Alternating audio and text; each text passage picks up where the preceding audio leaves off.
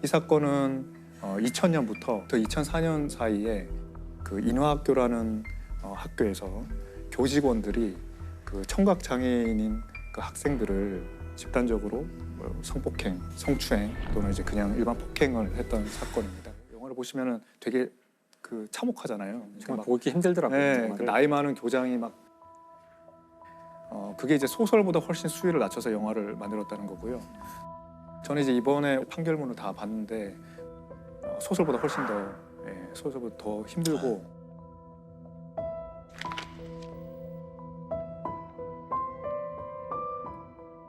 아예 뭐 밤부터 새벽까지 막 묶어놓고 성폭행도 하기도 하고 정말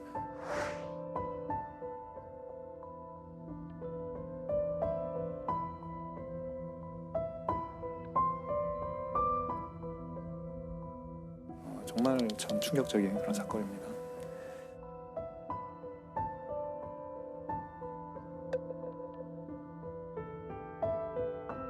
수사 결과 밝혀진 것은 가해자가 이제 6명, 피해자 아이들은 한 9명 정도 나왔고, 근데 뭐 누구나 뭐 짐작할 수 있듯이 실제 피해 규모는 그보다 훨씬 많을 거라고 그렇죠. 네. 많이들 생각하고 있습니다.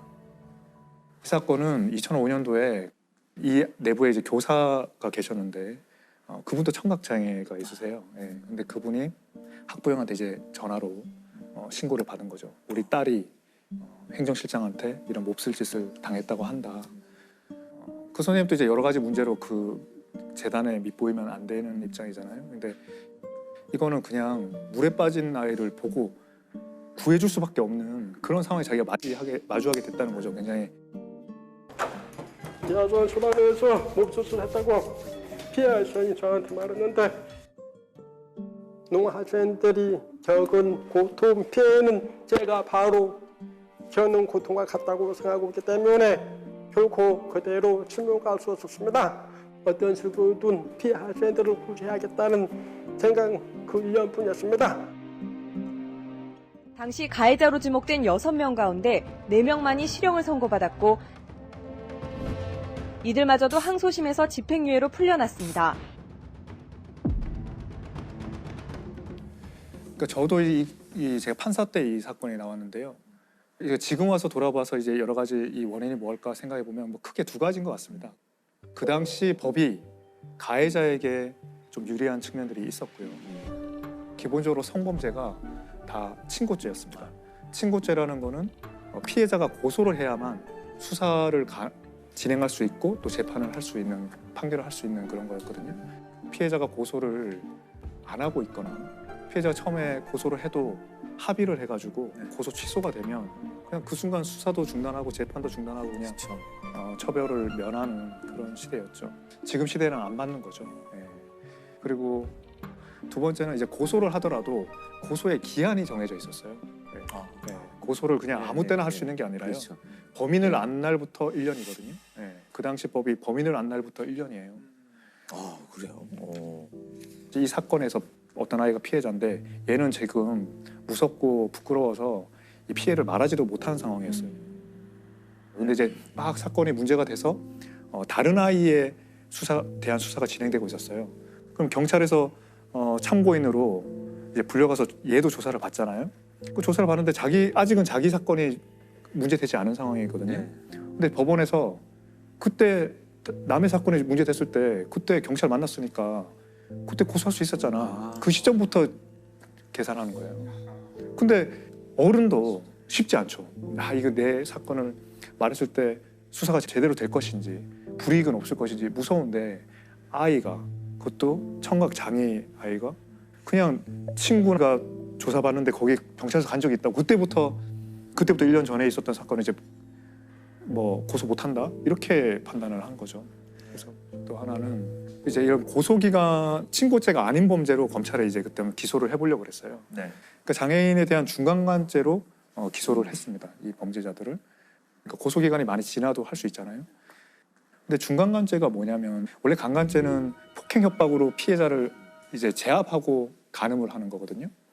근데 중간간죄는 어떤 다른 사유로 이미 제압당해 있는 거예요, 피해자가. 뭐 약에 취해 있거나 뭐 교통사고 당했거나 그런 상황에 있는 피해자를 거의 한거불능에 있는 피해자를 가늠한 거죠.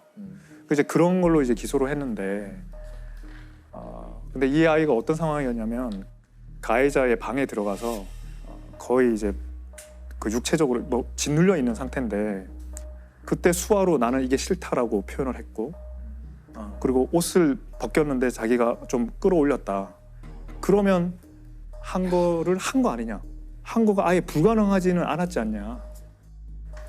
그래서 이제 한 거 불능이 아니라고 해서 중간관죄가 아니라고 그때 판결을 했거든요. 그게 일반인들한테도 그렇게 적용하면 굉장히 너무 엄격하고 불합리하고 정의롭지 못한 판결이 나올 수밖에 없는 그런 해석인데, 이 피해자들은 아이들이고, 그렇죠. 장애가 있는 아이들이잖아요. 그러면 그런 애들에 대한 해석은 똑같을 수가 없어야 되는 거 아닌가, 그런 생각이 있거든요. 이 경우에 한 거 불능이 아니면 도대체 뭐가 한 거 불능일까? 참. 결국 이 소설과 영화가 나온 이후에 좀 변화가 있었나요? 그래서 온 국민들이 이제 들끓어져, 그러니까 나라 전체가 이제 도가니가 된 거예요. 어떻게 이런 일이 일어날 수 있나?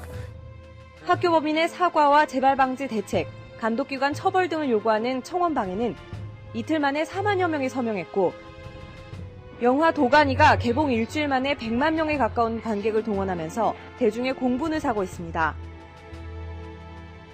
그러면서 이제 완전히 다른 국면이 이제 펼쳐지게 됩니다.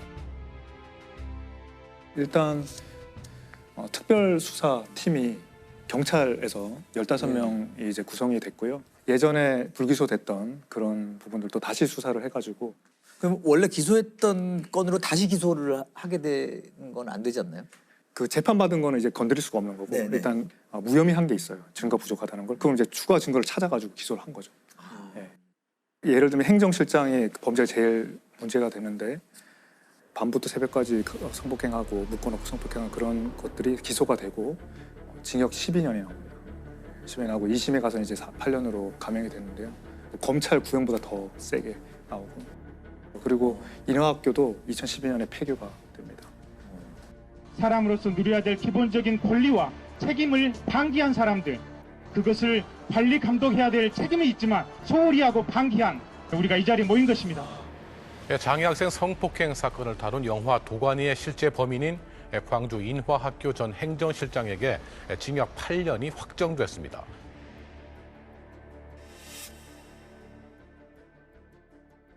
어떻게 보면 소설과 영화와 그리고 국민들이 좀 뭔가 판결을 바꿔놓은 느낌이 그렇습니다. 분명히 있네요. 국민들의 힘으로 바꾼 거고요. 아주 근본적으로 이제 법이 많이 개정됐죠. 하나는 성폭력에 관한 처벌법이 많이 개정됐습니다. 성폭력 범죄의 처벌 등에 관한 특례법, 일명 도가니법이 2011년에 만들어지고요. 장애인이나 13세 미만 이런 아이들을 이제 그 성폭행했을 때는 친고죄를 다 폐지합니다. 고소 없이도 처벌할 수 있고, 그 중간관죄에서 한거 불능의 요건이 없어집니다. 그래서 위력에 의한 간음 이런 것도 넣어가지고. 그 당시에 느꼈던 그 국민들의 어떤 법감정과 지금 2022년에 느끼는 법감정도 사실 다른 것이고, 그렇죠. 우리가 이런 장애인 아동 성폭력 사건을 바라보는 기존에 정말 안일했던 시각, 인식, 그게 저는 가장 큰 문제인 것 같고. 그러니까 이게 어쨌든 아픈 사건이지만 용어를 계기로 좀 바뀌어나가고 있다는 건 참 좋은 것 같아요. 여전히 안 좋은 일들은 계속 벌어지고 있지만. 예. 자, 오늘 앞에 얘기 듣는데 계속 일용 쌤이 좀 더 안타깝게 들으시는 것 같아요. 이야기를.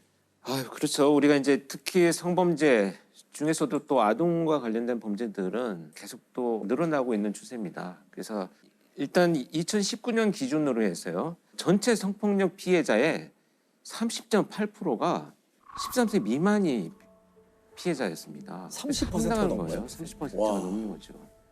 근데 이제 더 가슴 아픈 것은 16년도에 23% 정도였거든요. 그러니까 19년도까지 3년 사이에 무려 30%로 7% 훨씬 더 증가를 해버렸다는 얘기가 되죠. 네네. 이제 이 아동 성범죄자들의 가장 대표적인 특징은 바로 가까이 있는 사람이라는 겁니다.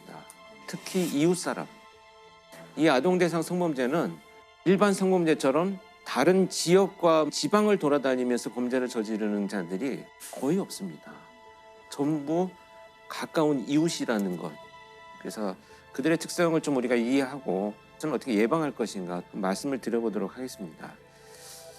2012년에 나주에서 발생한 고종석 아동 성범죄를 좀 살펴보자 했다. 고종석 사건. 이 고종석이란 자가 피해자 그 A양의 어머니를 동네에서 우연히 만납니다. 그리고 아이들 잘 지내죠라고 인사말을 건네니까 그렇다라고 헤어졌는데 이 고종석은 그 길로 바로 A양의 집으로 향합니다. 자신의 집과 그 이 피해자인 A양의 집은 불과 250m가 떨어져 있는 가까운 거리였었죠. 그러니까 말 그대로 이웃 사람이네요. 바로 이웃 사람입니다. 그리고 평소에도 알고 있었고요.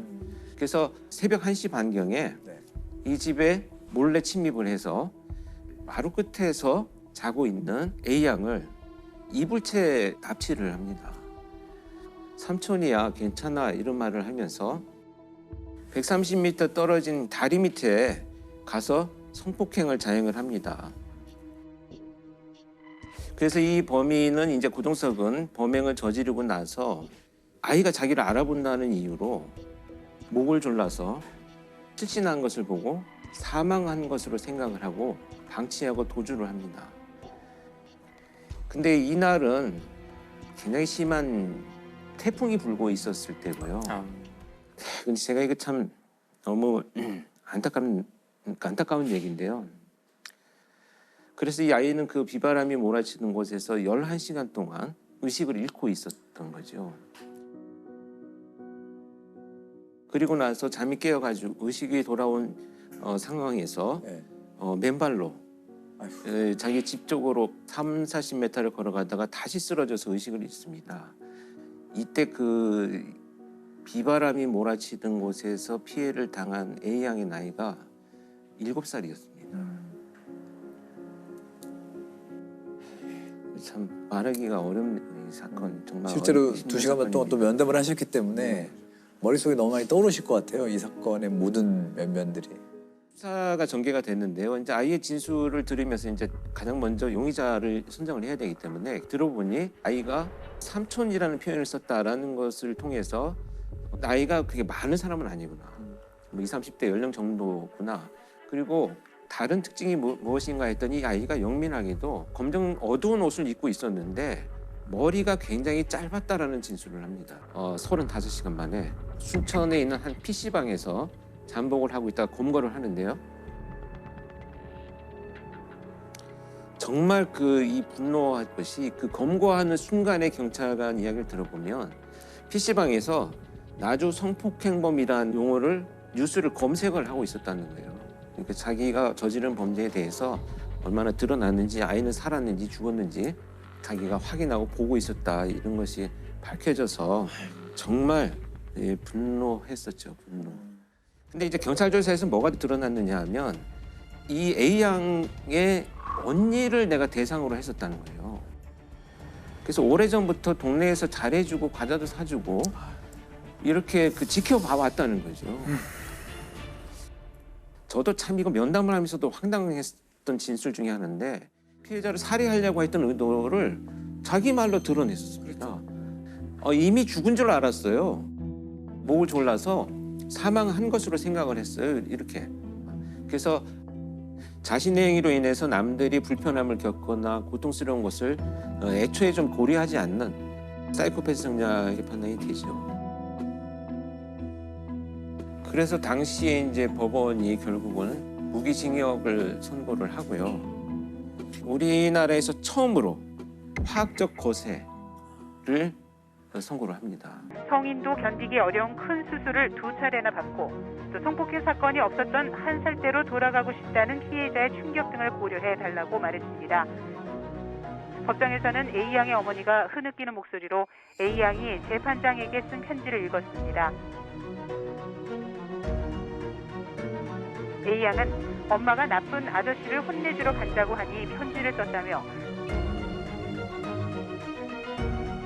아저씨가 나를 또 데려가지 못하게 많이 혼내달라고 편지에 적었습니다. 근데 거기 재판한 판사님이 명쾌하게 써놓으셨어요. 피고인은 가학적이고 잔인한 성폭력 범죄를 다시 범할 개연성이 매우 높은 점 등을 종합하면 성충동 약물 치료를 해라라고 이렇게 써놓으셨어요. 그러니까 뭐 무기징역이야. 그러나 혹시라도 나가게 될 상황에서도 이건 용납할 수 없다. 이런 좀 굳은 결의를 아마 뭐 굉장히 화가 나신 것 같아요. 근데 이자들이 왜 그런 범죄를 저지르느냐면 일단 적절하게 사회적 상호작용하는 것에 만성적으로 실패를 합니다. 근데 그 실패들에 대해서 너무 지나친 두려움을 갖고 있는 사람들이에요. 그러다 보니까 자존감이 떨어져요. 이 자존감이 떨어지는 자기의 감정을 회복하기 위해서 거절하지 않는 아동을 대상으로 통제하고 조정하는 이런 범죄를 저지르는 거거든요. 그리고 정말 제가 놀랐던 것은 범인이 체포되고 나중에 그 지역에 가서 그 사람이 과연 어떤 사람이었습니까? 라고 물어보면 거의 100%가 그 사람 범인 아닌 것 같아 라고 얘기를 해요. 왜냐하면 너무 온순하고 착하다는 거죠. 평상시에 인사 잘하고. 이건 뭐냐 하면 애초에 타인의 시선에 매우 민감하고 거절에 두려워하는 이런 사람들이 자신을 지켜나가는 삶의 방식일 뿐이지 성향은 절대 아니라는 거죠. 친절한 이유가 있군요. 그렇죠. 어떤 일종의 가면이라고 봐야 되겠죠. 그런 외부의 시선에 너무 예민하고 그러니까 책임을 반드시 상대방한테 전가하는 이런 특징들을 좀 보여줍니다. 그래서 대부분 어떻게 진술하냐면 그 아이가 평상시에 나를 좋아했어요. 이게 걔 때문에 내 인생이 망친 거예요. 그 아이가 내 근처에 있었던 게 문제네요. 네. 그러니까 내가 반드시 찾아가서 복수할 거야 이런 얘기를 아무렇지도 않게 하고 아이자들은 정말 아무렇지도 않게 상대방 탓을 하면서 가면을 쓰고 살아가는구나 이런 것을 제가 알 수가 있었죠. 아까 왜 이웃이다라는 말을 제가 강조해서 말씀드렸냐면 가해자와 피해자의 거주지가 지금 1km 미만에서 대부분의 범죄가 일어나고 있다 이렇게 이제 수치가 나오는데요. 2km 미만에서 일어나는 것이 54% 정도입니다. 100m 이내에서 일어난 것도 거의 17%니까 한 20%가 된 거죠. 이 아동 성범죄자가 이제 출소를 하게 되면요, 당해 사건의 피해자에게 접근을 100m 이내에 접근을 금지하고 있습니다. 네. 근데 이 법이 조금 우리가 촘촘히 다시 한번 사회적 논의를 거쳐야 될 필요가 있다고 하는 것은 출소를 해서 내가 집으로 돌아왔더니 이미 피해 아동의 거주지와 100m 안에서 같이 있을 수 있다는 있어요. 거예요. 네. 그런데 이제 거주를 강제로 이전하라고 하는 법이 없기 때문에 피해자들이 다른 곳으로 가야 되는 안타까운 일이 이제 발생을 하죠. 조두순의 연말 출소를 앞두고 가족이 결국 안산을 떠나기로 했습니다. 어디 가면 떠나겠습니까? 피해자가 떠나야 된다는 상해를 나누기 싫어서 사실 발버둥을 쳤는데 그 아이들도 원치 않고 주변에 같이 산다는 걸 두려워하고 그러니까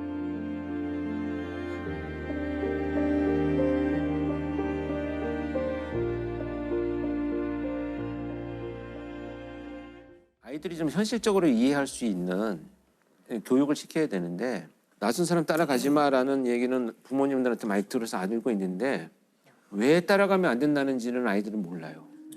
그래서 아동 성범죄자들의 1번이 도움 요청이에요. 물건 좀 들어줄래? 이런 방식으로 이제 도움 요청을 해서 아이들의 도덕심을 유발하고 그래서 따라가지 마 무조건 하지 말고 아이들한테 어른들이 도움 요청하는 경우는 없어. 다른 어른한테 도와달라고 해. 이렇게 가르치는 게 오히려 현실적이다. 저는 이렇게 생각을 하고요. 그리고 발생 장소 주변에 우리 이제 감시망이라는 게 있잖아요. CCTV나 이런 도시 설계 구조를 통해서 위험률은 저는 굉장히 낮출 수 있다고 보거든요. 네, 자제하겠죠. 할 수 있는 최대한의 방법들을 강구해서 발생의 어떤 예방 이런 것을 병행해야만 조금이나 줄어들지 않을까 하는 생각을 합니다. 이 사건은 2018년에 전남에 있는 한 시골 마을에서 발생을 했는데 당시 이제 고등학교를 다니던 1학년 여학생이 늦게까지 귀가하지 않으니까 이 어머니가 이제 친구들한테 수소문을 하죠. 그랬더니 친구들이 아버지하고 잘 아는 김 씨라는 사람하고 오늘 만나기로 했다. 그래서 우리 다른 친구들이 약속을 안 했다 이렇게 얘기를 합니다. 그러니까 이 엄마는 김 씨 집을 찾아갑니다. 네. 찾아갔더니 김 씨가 이 엄마를 보는 순간 갑자기 뒷문으로 도망을 가버렸어요.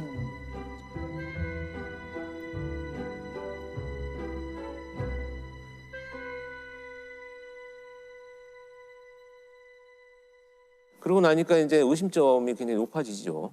그래서 경찰에 신고를 합니다. 이 사람을 만나러 갔다고 한 우리 딸이 지금 연락이 두절됐다. 해서 이제 경찰이 와가지고 이 사람의 신원을 확보하기 위해서 수색을 했는데 못 찾았어요. 그런데 다음 날 아침 6시경에 이 사람이 일하고 있는 그 공장 인근에서 목을 매서 사망한 채로 발견이 됩니다. 전남 강진에서 실종된 10대 여고생의 행적이 닷새째 묘연합니다.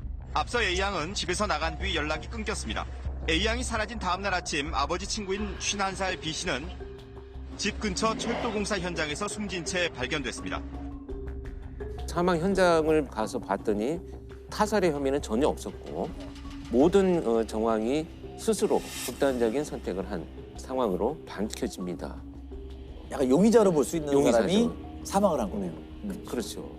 자, 이렇게 되니까 이제 문제가 되는 것은 아이도 지금 어디 있는지 모르고, 그렇죠. 유력한, 그러니까 이 아이의 행적을 마지막으로 만난 김 씨도 사망을 해버렸기 때문에 무슨 범죄인지조차도 모르고 그렇죠. 범죄가 발생했는지도 모르는 이런 상황이 이제 전개가 됩니다. 일단 아이를 찾아야 되잖아요. 그렇죠. 거기에서 이제 프로파일러들의 역할은 과연 그렇다면 지금 드러난 이 상황만 가지고 여러 가지 심리학적인, 사회학적인 분석들을 통해서 어디에 실종된 아이가 있을 가능성이 가장 높으냐를 우선순위를 결정하는 겁니다. 그걸 이제 심리학적 재구성이라고 하는데요. 6월 12일 날 아버지 친구 김 씨가 부모님 몰래 아르바이트를 제안을 합니다.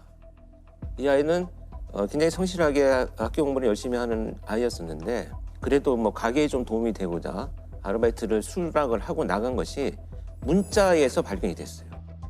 그런데 이틀 후에 김 씨가 자신의 직업과는 관계없는 낫하고 전기 이발기가 있어요. 머리를 깎는 이거를 구입한 흔적이 나타납니다. 그 다음에 이제 약국에서 수면 유도제까지 구입한 그런 흔적이 나타나죠. 명백하게 지금 어떤 일이 예상이 되지 않습니까? 그리고 나서 실종 당일에 사실 직접 둘이 만나는 장면을 찍히지는 않았어요.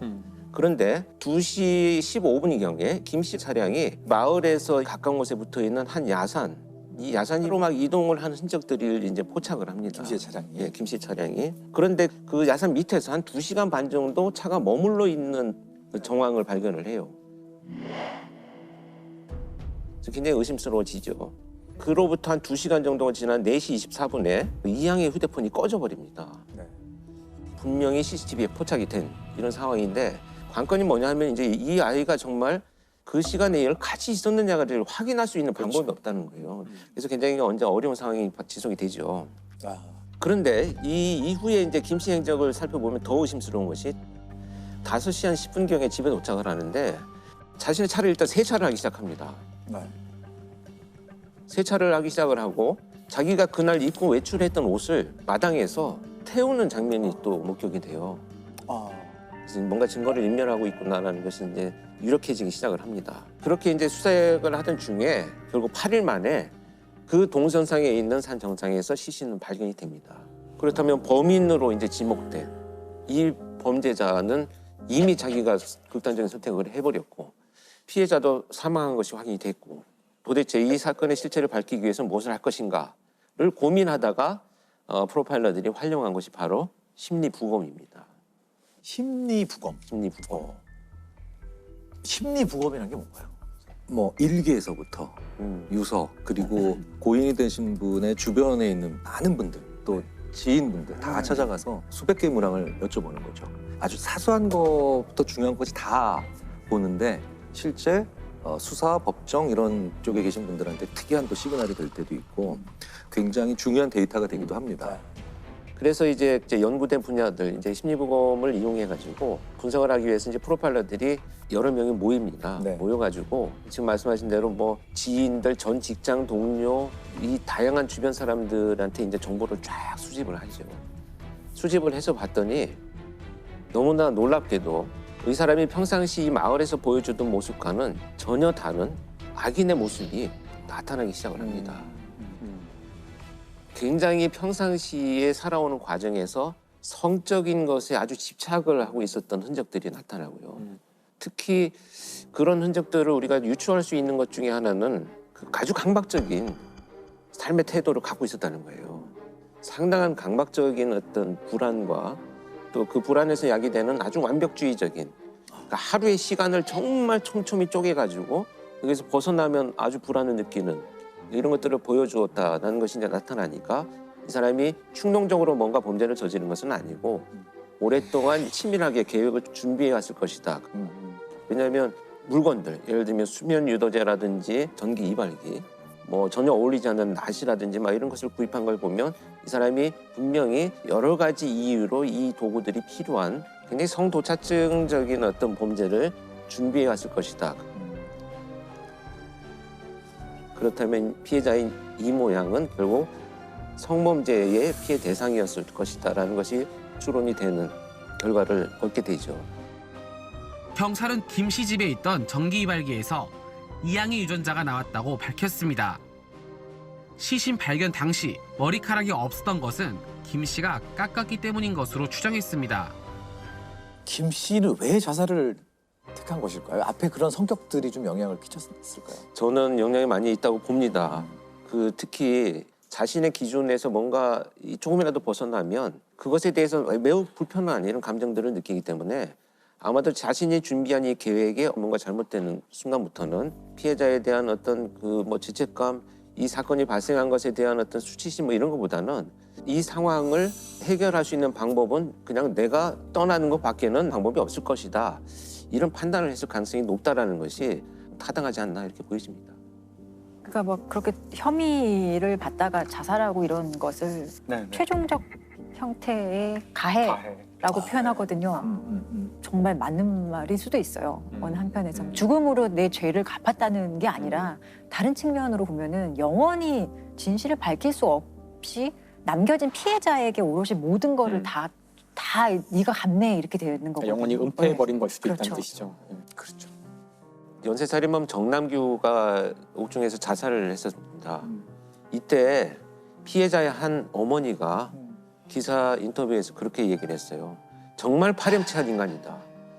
우리 가족한테 미안하다는 소리 한마디도 안 하고 자기 혼자 저렇게 이기적인 죽음을 선택했기 때문에 전 정말 충분히 이해하는, 공감하는 그런 내용이었습니다.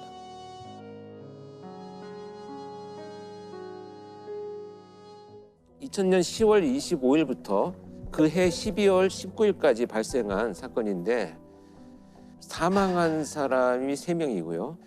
한 명이 미수 예기친 사건입니다. 이제 첫 번째 사건은 학교에 갔다 오던 초등학교 3학년 학생을 이 김혜선이라는 자가 납치를 합니다. 그래서 강간 살해하고 나서 이 시신을 유기하고 갔는데요. 온 마을 사람이 찾다 보니까 이 아이가 어디에서 발견됐냐 하면 야산 중턱에 있는 굉장히 큰 묘가 있습니다. 거기 그 묘 위에 아이가 팔을 정말 십자가처럼 이렇게 벌리고 전시를 하듯이 이렇게 눕혀져 있었어요. 좀 이해할 수 없는 행동이죠. 왜냐하면 범죄자의 심리라고 하는 것이 기본적으로 시신을 어떻게든 은폐하고 그 발견이 지연되도록 만들고 가는 것이 기본적인 범죄자들의 범행 이후의 행동인데 팔도 이렇게 벌려놓고 전시를 해놓은 것처럼 나타났습니다. 그래서 그때 당시에 이제 굉장히 논란이 많았었죠. 이 행동에 대해서 열심히 수사만 전개되고 있던 와중에 두 번째 사건이 발생을 합니다. 그 19살 된 여학생이 귀가하던 중에 이 김혜선을 또 마주칩니다. 그런데 그 피해 상황을 모면해서 이제 도주를 하죠. 그리고 경찰에 신고를 합니다. 그래서 이때 몽타주가 만들어집니다. 그리고 첫 번째 사건에서는 족적 한 2개를 발견을 합니다. 그런데 이 족적과 몽타주를 가지고 계속 수사를 이어가고 있는 와중에 안타깝게도 이제 세 번째 사건이 발생을 합니다. 근데 이 세 번째 사건은 고등학교에 다니는 누나와 이 남동생이 농로를 걸어가고 있는데 김혜선이 이 피해자 아이들을 덮쳐서 밀어서 농로 밑으로 추락을 시킵니다. 남매를 공격한 이 김혜선은 이 남동생 목을 졸라서 살해를 하고 이 누나인 여학생을 야산 쪽으로 끌고 올라가서 이제 끈으로 묶고 강간 살해하고 나서 피해자의 신체 일부를 훼손을 해서 가지고 그 현장을 떠납니다. 자, 근데 여기에서 족적이 발견이 됩니다. 근데 이 족적이 첫 번째 현장에서 나타난 족적과 동일하게 나타납니다. 그래서 이걸 이제 연쇄 사건으로 판단을 하고 일단은 신발을 찾는 수사를 전개를 했는데 한 집을 방문을 했는데 마당에 진흙개비가 내린 이 마당에 이 족적과 같은 신발의 족적이 있는 집을 발견을 합니다. 그래서 투입이 된 수사관들이 현장에서 피해자의 신체 일부와 현장에 썼던 끈, 또 칼 이런 도구들을 발견을 하고 체포를 하게 된 이런 사건입니다. 약간 범인은 사이코패스라고 봐야 될까요? 저는 지금 아마 검사를 했다면 상당히 높은 점수를 가진 사이코패스의 성향을 갖고 있다고 봅니다. 제가 현장에 투입이 됐었던 사건이고 면담을 실제 들어갔을 때도 이 김혜선이 저한테 이제 굉장히 얼굴에 미소를 띠면서 자신 있고 즐거운 표정으로 했던 얘기는 뭐냐면 그 시기에 자기가 동물을 학대한 내용들을 설명하는 과정이었습니다. 갈등이나 이제 어떤 그 스트레스 요인이 됐을 때 있는 동물들한테는 다 잔혹행위를 저질렀는데 사실 성장을 해가지고 사람한테도 같은 방식으로 공격 행위를 하면서 자존감이 회복되는 그런 느낌들인 거죠. 전형적인 사이코패스의 모습을 진짜 드러내는 이런 자였죠. 아, 그러면은 무덤에 눕혀가지고 이렇게 전시하듯이 했던 그 이유가 뭘까요? 네, 그것이 이제 가장 의문스러웠죠. 출장을 가서 이제 면담을 하기 시작을 했어요. 근데 왜 그랬느냐라는 질문에 화가 나서 그랬다는 거예요. 화가 나서. 그런데 화가 났다는 표현조차도 지금 이 행동을 도무지 해석할 수 있는 연결고리를 찾을 수는 없었습니다. 그래서 저는 이제 면담을 이어가면서 끝없이 뭔가 이 사람의 어떤 삶의 궤적을 들여다보면 아마도 이 행동의 어떤 원인을 찾을 수 있지 않겠는가. 이제 끝없이 여러 질문들을 했어요. 저도 질문을 계속 이어가던 중에 자, 이제 어린 시절의 이야기를 하기 시작을 했습니다. 그래서 아주 어린 시절부터 이유 없이 이제 자기는 가정폭력을 심하게 받았다는 거예요. 아버지한테 밥상을 뒤집어 엎고 두들기고 맞고 이런 일들이 있었다고 합니다. 자, 이제 문제는 뭐냐면 그런 학대를 받고 나서 늘 옷을 벗긴 채로 쫓겨났던 거예요. 그래서 그 바깥에서 이렇게 오들오들 떨고 있는 장면들이 늘 그 마을에 있던 친구들한테 노출이 된 거죠. 근데 이 시골 마을이라고 하는 것이 중학교도 같이 가고 고등학교도 같이 가고 이렇게 평생을 이렇게 벗는 것에 대한 노출이 굉장히 이 사람은 처벌이었던 거죠. 그래서 지금도 나는 반팔 반바지 안 입어요. 긴팔 입고. 네. 그 말을 듣는 순간 아, 이것은 지금 이 굉장한 연결고리가 있는 것이구나 이제 알게 된 거죠. 그래서 이 첫 번째 피해 아동이 납치를 해서 성폭행을 하려고 데리고 갔는데 성폭행을 하는 과정에 이 아이가 사망을 해버렸다는 거예요. 의식을 잃고 자기는 자기의 목적을 이루지는 못했는데 아이가 사망했다는 것이 화가 났다는 거죠. 그래서 자신이 극도로 혐오스러워하는 이런 노출을 통해서 피해자를 거기다 전시해놓고 마치 형벌을 준 것처럼 이렇게 생각을 했습니다. 자기가 갖고 있는 트라우마를 결국은 범죄 행동에서 그렇게 표출되는 특이한 유형의 범죄죠. 범죄 피해자들의 트라우마에 대해서도 좀 중요하게 다뤄봐야 될 문제인 것 같아요. 그렇습니다. 결국은 가해자들에 대해서 뭐 서사를 만들기 위해서 트라우마를 연구하는 건 아니니까요. 그들의 행동을 이해하기 위해서 우리가 연구를 했다면 사실 피해자, 그다음에 그 남은 가족들까지도 이 트라우마가 심합니다. 아까 그 김혜선 사건에서 중간에 몽타주를 만들었던 그 도주한 그 피해 여성은 그 사건이 2000년도 사건이잖아요. 지금도 바깥에를 거의 못 나오신다고 합니다. 된 그 두려움이 아직도 커서. 그다음에 이제 어떤 그 성폭행 피해자는 그 범인한테 났던 뭐 비누 냄새나 향수 냄새 이런 것들이 이제 인상 깊게 남아 있다가 유사한 냄새를 맡게 되면 온몸이 얼어붙어서 이제 움직이지 못하는, 또 방화 같은 것으로 인해서 이제 그 자식을 잃은 부모가 있었는데 그분들은 끝없이 휴대폰이나 인터넷 그 컴퓨터에 불이 나서 사망하는 사람이 어떤 고통을 느끼는지를 끝없이 검색을 하세요. 그러니까 내 힘든데도. 자식이 얼마나 힘들게 죽었는지를 자꾸 자기가 경험하려고 하는 고통, 죄책감, 자식을 지켜주지 못했다고 하는 자기 어떤 죄책감 이런 것들이 막 연결이 되어가지고 결국은 같은 방식으로 극단적인 선택을 하는 경우들도 많이 있긴 합니다.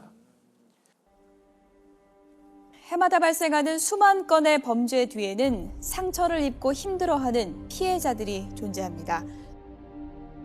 연쇄살인범 유영철에게 희생된 피해자의 친동생이 스스로 목숨을 끊었습니다. 안양 초등생 유괴 살해 사건의 피해자 이양의 아버지 이천 씨가 7년간 술로 괴로움을 달래다 딸의 곁으로 갔습니다. 다 키우는 것도 정말 어떻게 살아요? 자식을 본 죄인인데 무엇을 말을 해요? 어떻게 하는 게 아니고 내가 지금 그 얼굴을 보려는지 지금 우리 딸이 땅속에 묻고 살면. 사실 범죄 피해라고 하는 것이 국가에서도 책임이 있다고 봅니다. 안전을 책임져야 되는 국가가 사실 소홀히 한 책임들도 있죠. 물론 가해자의 비난이 당연히 크겠지만 범죄 피해자에 대해서 국가가 구조해야 될 의무는 헌법상 의무예요. 헌법 30조에 보면 범죄 피해자에 대해서는 법률이 정하는 바에 의하여 국가로부터 구조받을 수 있다 이렇게 규정이 되어 있어요. 그래서 이 헌법상의 의무에 따라서 만들어진 법률이 범죄 피해자 보호법이라고 있어요.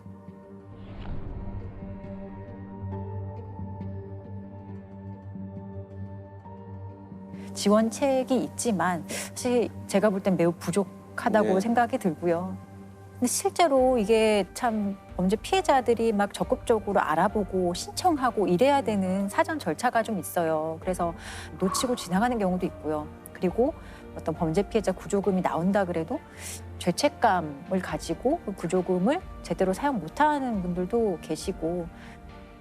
살인이나 강도 등 강력 사건의 피해자나 가족은 치료비와 장례비 등 각종 지원금을 받을 수 있지만 제도가 잘 알려지지 않고 지원금 지급 과정도 복잡하다 보니 한 해 1,000억 원 안팎의 예산 중 집행률이 10% 선에 불과합니다. 또 어떤 심리치료나 이런 것들 지원 많이 해주거든요, 실제로. 근데도 오히려 치료를 받으러 가는 그 행위가 그 범죄 피해를 더 상기시켜서 못 가겠다고 하시는 분도 생각보다 정말 많거든요. 그래서 이런 분들을 어떻게 피해 회복할 수 있는 제도적인 시스템으로 이렇게 포섭할 수 있을지 거기에 대한 연구를 사실 더 많이 해야 돼요. 범인의 형량에만 계속 얘기를 많이 했던 것 같은데 피해자들이 지금 어떻게 살고 계시고 저는 피해자들을 위한 기금이 마련됐다는 얘기를 좀 처음 들었거든요. 이거 다 이용하셔야 되죠. 이제는 또 다른 어떤 그 피해로 인한 다른 범죄가 재생산되거나 아니면 본인들의 극단적인 선택을 하는 이런 부분들도 우리가 이제 예방을 할 수 있는 노력들이 분명히 이어져야 된다 이렇게 생각을 합니다. 우리의 삶이 처음부터 피해자의 삶은 아니었잖아요. 어느 순간에 보면 이 슬픔을 딛고 일어나서 치유가 되는 거예요. 아, 여기 관심이 좀 부족했구나 생각하게 하는 그런 범죄도 있죠. 관심이 좀 부족했다. 그걸 깨닫게 하는 범죄.